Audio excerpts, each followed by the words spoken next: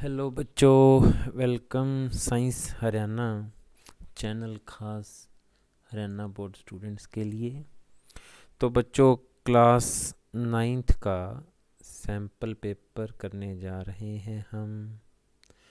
तो थोड़ा काफ़ी हेल्प मिलेगी पेपर में तैयारी के लिए। जैसे कि पहला क्वेश्चन है, बल की इकाई क्या है। इकाई मैंने बच्चों मात्रक, यानी कि बल को मापते किस में हैं। तो बल को बच्चों न्यूटन में मापते हैं। किस में मापते हैं?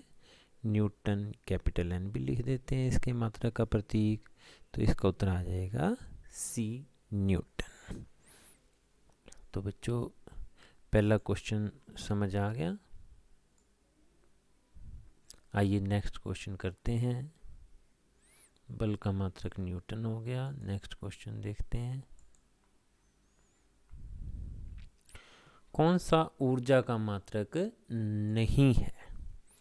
तो बच्चों, निम्नलिखित में से कौन सा ऊर्जा का मात्रक नहीं है? जूल तो है, न्यूटन मीटर भी है। आइए पहले हम ऊर्जा, चाहे वो गतिज ऊर्जा या कार्य का जो हमारी परिभाषा है, W इजिकल टू बल गुना विस्थापन।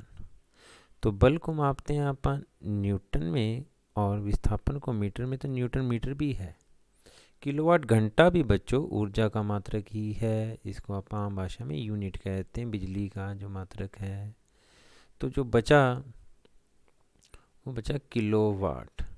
किलोवाट बच्चों शक्ति का मात्रक है। किलोवाट किसका मात्रक है? शक्ति का मात्रक है। तो इसलिए उत्तर आ जाएगा सी।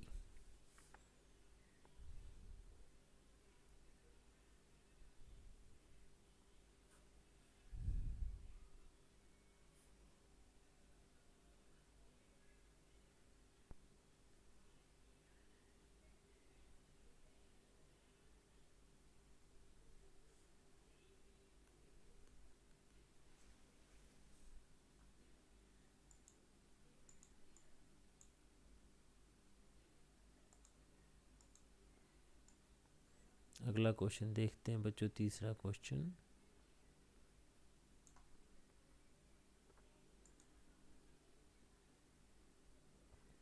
वायुमंडल पृथ्वी के द्वारा जकड़ा हुआ है। तो वायुमंडल पृथ्वी के द्वारा, जैसे बच्चों चंद्रमा पर, तो वैसे इसका उत्तर तो है गुरुत्वाकर्षण। वायुमंडल पृथ्वी के कारण किस लिए जड़ा हुआ है? गुरुत्व बल द्वारा। किसका गुरुत्वाकर्षण? पृथ्वी के गुरुत्व बल द्वारा जकड़ा हुआ है।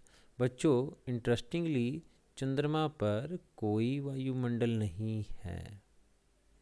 तो चंद्रमा पर वायुमंडल नहीं है, इसका कारण क्या है? कि चंद्रमा का गुरुत्वाकर्षण बल बहुत कमज़ोर है।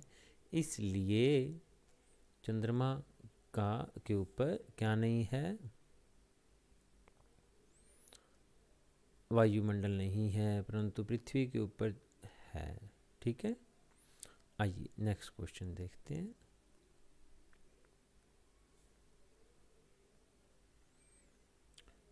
तो चंद्रमा की सतह पर हम एक दूसरे से बात नहीं करते। इस तरह के नए क्वेश्चन इस बार आने हैं बच्चों हमारे पास, जिसमें हमें अभिकथन और कारण भी बताना होगा। चंद्रमा की सतह पर हम एक दूसरे से बात नहीं कर सकते। और दूसरी बात वो क्या कह रहा है? कि चंद्रमा पर कोई वातावरण नहीं है। हाँ, सच्ची बात है। ये कारण है कि चंद्रमा पर वातावरण नहीं है, इसलिए हम बात नहीं कर सकते। दोनों ही सही हैं और ए आर की सही व्याख्या है। बच्चों, ध्वनि को गति करने के लिए किसकी आवश्यकता होती है? माध्यम की। अभी पिछले प्रश्न में हमने यही सीखा कि चंद्रमा पर वायुमंडल ही नहीं है, यानी क्या चीज़ नहीं है? माध्यम ही नहीं है। इसलिए चंद्रमा पर बात नहीं करी जा सकती।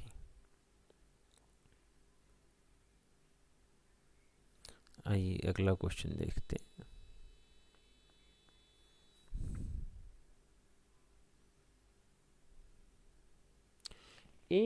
ट्राली एक आनत तल पर 2 मीटर प्रति सेकंड स्क्वायर के त्वरण से नीचे आ रही है।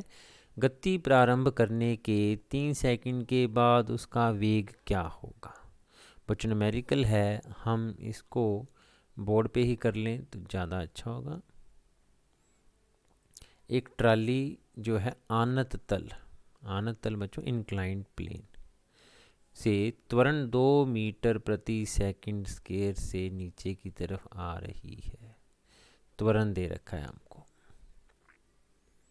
और नीचे आते हुए उसका क्या प्रश्न है, 3 सेकंड के बाद उसका वेग क्या होगा। तो 3 सेकंड में वो आरंभिक वेग उसका 0 है, ये मानना पड़ेगा हमको, तब हम बता पाएंगे, क्योंकि उसने आरंभिक वेग तो दिया ही नहीं हुआ। तो इसलिए u0 मान करके v = u + at, जो हमारी गति की समीकरण है उसका हम फायदा उठाएंगे। आरंभिक वेग 0, त्वरण 2 और 3 सेकंड के बाद उसका वेग हो जाएगा 6 मीटर प्रति सेकंड। अगर तुमने मीटर प्रति सेकंड नहीं लिखा तो आधा नंबर कट सकता है। आइए अगला क्वेश्चन देखते हैं। चाल और वेग में अंतर बताइए। तो चाल और वेग में अंतर बताने के लिए हम फिर दोबारा एक बार डेस्कटॉप पर ही चलते हैं, अपने बोर्ड के ऊपर भी चलते हैं बच्चों। प्रश्न है चाल और वेग में अंतर। एक लाइन लगा लेते हैं, इधर हम लिखते हैं चाल और दूसरी तरफ आ जाएगा हमारे पास वेग। तो चाल बच्चों क्या होता है, दूरी बटा समय। वास्तव में दूरी और विस्थापन वाला सिलेबस से कटा हुआ है, तो चाल और वेग में अंतर ही पूछेंगे, दूरी और विस्थापन में अंतर कैसे पूछेंगे। वेग होता है बच्चों विस्थापन बटा समय। सॉरी, ये शायद 11th क्लास की बात है, चलो समझ लो। चाल हो गया दूरी बटा समय, वेग हो गया विस्थापन बटा समय। अगली बात, चाल आदिश है, यानी इसके साथ कोई दिशा नहीं जुड़ी होती, और ये सादिश है। चाल हमेशा, ये दूसरा अंतर हो गया, ये पहला अंतर हो गया। परिभाषा सदैव धनात्मक रहती है, चाल हमेशा पॉजिटिव रहती है। उधर से वेग 0 भी हो सकता है, माइनस में भी हो सकता है, और प्लस में भी हो सकता है। तो बच्चों चाल दूरी बटा समय, विस्थापन बटा समय क्या होता है हमारा, वेग। तो अब हम वापस एक बार पेपर की तरफ चलते हैं, अगला क्वेश्चन देखते हैं। अगला क्वेश्चन है एक समान वृत्तीय गति क्या है, उदाहरण दीजिए। तो एक समान वृत्तीय गति क्या है बच्चों, सारे को इरेज कर दो या प्लस भी पेज ले सकते हैं। तो एक समान वृत्तीय गति, यूनिफॉर्म सर्कुलर मोशन, एक समान वृत्तीय गति। बस बच्चों सिंपल सी बात है, अगर कोई चीज़ वृत्ताकार पथ में घूम रही है, सर्कुलर पाथ में, और उसकी जो चाल स्थिर है, वृत्ताकार पथ में अगर उसकी चाल, वेग तो स्थिर नहीं है परंतु क्या स्थिर है, वृत्ताकार पथ में चलते हुए रहते हुए उसकी चाल स्थिर है, तो हम उसको एक समान वृत्तीय गति कहते हुए। अगर क्या स्थिर है, चाल, बच्चों ध्यान देना इस बात के ऊपर, चाल स्थिर है वृत्ताकार पथ में घूमते हुए, तो वो एक समान वृत्तीय गति कहलाती है। बस उसने पूछा है उदाहरण जैसे उसने तो बताया हुआ किताब में, पंखे का घूमना, जो पंखा हमारा है, उदाहरण इसका क्या हो जाएगा हमारे पास, पंखा जो घूम रहा है वो एक तरह से किसका उदाहरण है, एक समान वृत्तीय गति का।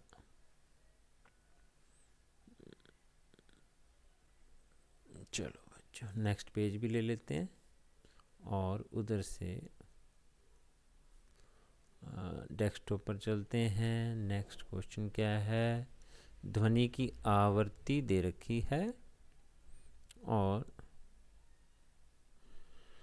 1 मिनट में कितनी बार कंपन करता है। तो बच्चों आवृत्ति दे रखी है, 1 मिनट में कितनी कंपन होगी ये पूछ लिया। आइए बोर्ड पे चलते हैं। बोर्ड पे आवृत्ति दे रखी है 100 हर्ट्ज। तो बच्चों इससे हमें पहले इसका टाइम पीरियड, समय अंतराल पता लगेगा, जो कि यानी कि 1 सेकंड में ये तो बता रहा है कितनी बार धड़कती है, 100 बार। तो एक धड़कन में या एक कंपन में लगने वाला समय, एक कंपन, उसने फिर पूछा 1 मिनट में कितनी कंपन होगी। एक कंपन में लगने वाला समय, रबड़, एक कंपन में लगने वाला समय, एक कंपन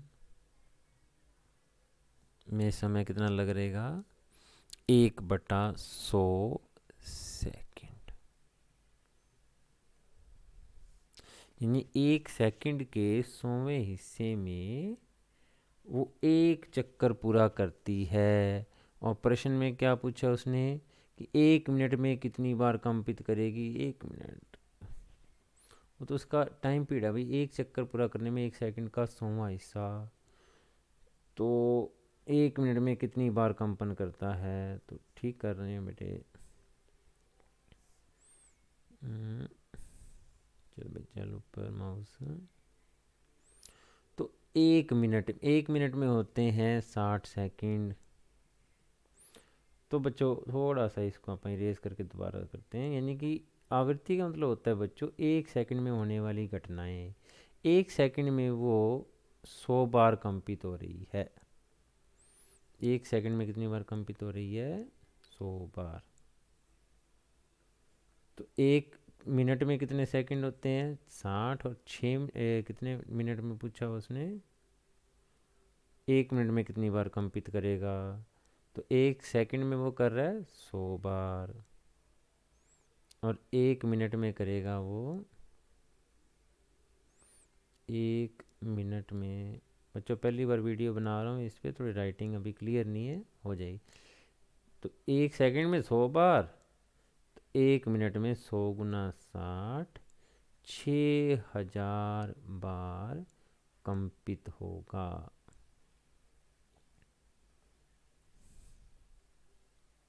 अगला प्रश्न देखते हैं बच्चों, डेस्कटॉप पे चलो, जल्दी वहाँ से हटो।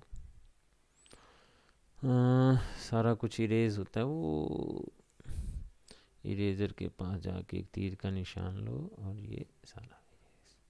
मुझे जाना माउस पे थोड़ा सा नीचे। न्यूटन का गति का दूसरा नियम बताओ और F=ma सूत्र डिराइव करो।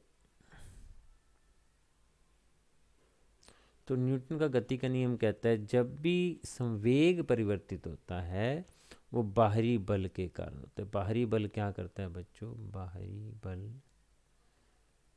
के कारण संवेग परिवर्तन होता है। संवेग परिवर्तन की दर बाहरी बल के समानुपाती होती है।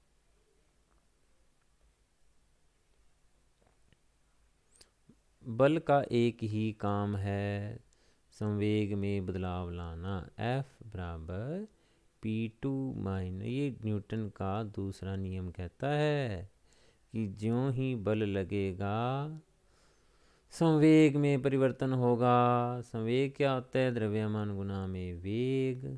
mv2 माइनस mv1 बटा में t2 माइनस t1। m आ गया कॉमन, v2 माइनस v1 बटा में t2 माइनस t1 मिलके हो जाएगा त्वरण, क्योंकि ये तो त्वरण है। ब्लैक पेन लें या कोई और कलर का पेन लेके बताते हैं। ये किसका सूत्र है? हमारा त्वरण का सूत्र है। तो इसलिए F किसके बराबर आ गया? ma। 2 नंबर में इतना काम था, 1 नंबर था परिभाषा का, प्लस 2 नंबर में ये सारा डिराइव करना था। डेस्कटॉप पे चलो। कार्य की परिभाषा। कार्य जब किसी वस्तु पर हम बल लगाएं और वस्तु बल की दिशा में विस्थापित हो जाए तो हम कहते हैं कि क्या हुआ है? कार्य हुआ है। तो अगला पेज लेके आपको समझा देते हैं कार्य। बच्चों रेड पेन ज़्यादा अच्छा लगता है ना। कार्य बराबर बल गुना विस्थापन। जब हम किसी वस्तु पर लगाएं बल और वस्तु चल पड़े आगे, यहाँ पर दिखा देते हैं एक वस्तु, ये लगाया मैंने बल और वस्तु चल पड़ी आगे, तो ये हो गया विस्थापन। कितना विस्थापन? s। तो इसलिए w बराबर f गुना s। जब हम किसी वस्तु पे बल लगाएं और वस्तु आगे चली जाए बल की दिशा में तो हम कहते हैं क्या हुआ है? कार्य हुआ है। शक्ति, कार्य करने की दर को शक्ति कहते हैं। अगली परिभाषा उसने पूछ ली हमसे शक्ति। धीरे धीरे बच्चों सफाई आ जाएगी लिखने में। शक्ति बराबर कार्य बटा समय। कार्य करने की दर को शक्ति कहते हैं। Rate of doing work, power is W/T, rate of doing work. So joule upon second, और जूल प्रति सेकंड का नाम हमने रखा है वाट। तो शक्ति का मात्रक वाट है। और क्या था क्वेश्चन? ऊर्जा संरक्षण का नियम। तो ऊर्जा को ना तो नष्ट किया जा सकता है ना ही खत्म किया जा सकता है। हम केवल एक रूप से दूसरे रूप में बदल सकते हैं। ये किसका नियम आ गया? हमारा ऊर्जा संरक्षण का नियम। जैसे बैटरी के अंदर ऊर्जा, कौन सी ऊर्जा है? बैटरी के अंदर ऊर्जा है केमिकल, रासायनिक ऊर्जा, वो बदल जाती है आगे प्रकाश ऊर्जा में। ये उदाहरण भी लिख देना बच्चों। तो 20 किलोग्राम की वस्तु पर कार्य करने वाला कोई बल इसके वेग को 5 मीटर से 2 मीटर प्रति सेकंड में बदल देता है। तो बल द्वारा किए गए कार्य की गणना कीजिए। वस्तु का द्रव्यमान 5 किलो और उसका आरंभिक वेग, जिसको कि अपन u से लिखते हैं, था 5 मीटर प्रति सेकंड। बाद में हो गया 2 मीटर। 20 किलो मास है, 5 से 2 हो गया, 20 था। इरेजर 20 किलो मास था और 5 से वेग रह गया, अंतिम वेग जिसको अपन v से लिखते हैं, 2 मीटर प्रति सेकंड। तो उसमें किया गया कार्य का पलीकरण कीजिए। तो किए गए कार्य कहाँ गया? उसकी गतिज ऊर्जा को बदलाव करने में। तो पहले गतिज ऊर्जा थी हाफ mu²। तो 1/2 गुना 20 गुना में 5 का वर्ग यानी 25। 10 गुना 25 कितना हो गया? 250 जूल। बाद में कितनी एनर्जी रहेगी? काइनेटिक एनर्जी 2 कह दो उसको। वो रह गई हमारी 1/2 गुना में 20 गुना में 4 40। तो हमेशा हमको अंतिम माइनस आरंभिक करना होता है, तो 40 माइनस 250 जब आप करोगे तो आ जाएगा हमारे पास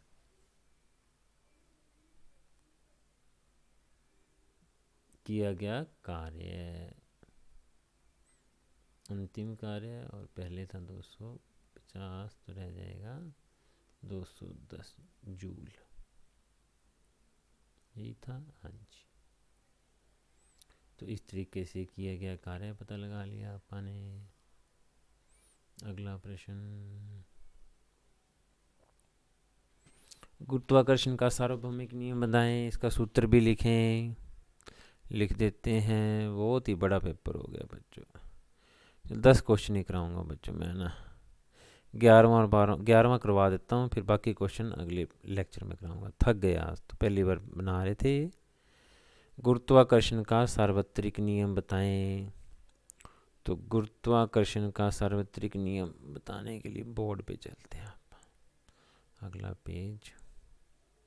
तो जब भी कोई दो वस्तुएं जिसका एक का मास m1 दूसरी का मास m2 हो और उनके बीच की दूरी r हो केंद्र से, तो उनके बीच में एक बल लगता है। ये बल समानुपाती होता है दोनों के द्रव्यमान के, और व्युत्क्रमानुपाती होता है उनके बीच की दूरी के। तो F directly proportional m1 m2 by r square. तो F किसके बराबर हो जाएगा, जी m1 m2 बटा, नेक्स्ट पेज लेते हैं, तो F जो बल हो जाएगा जी m1 m2 बटा आर स्क्वायर।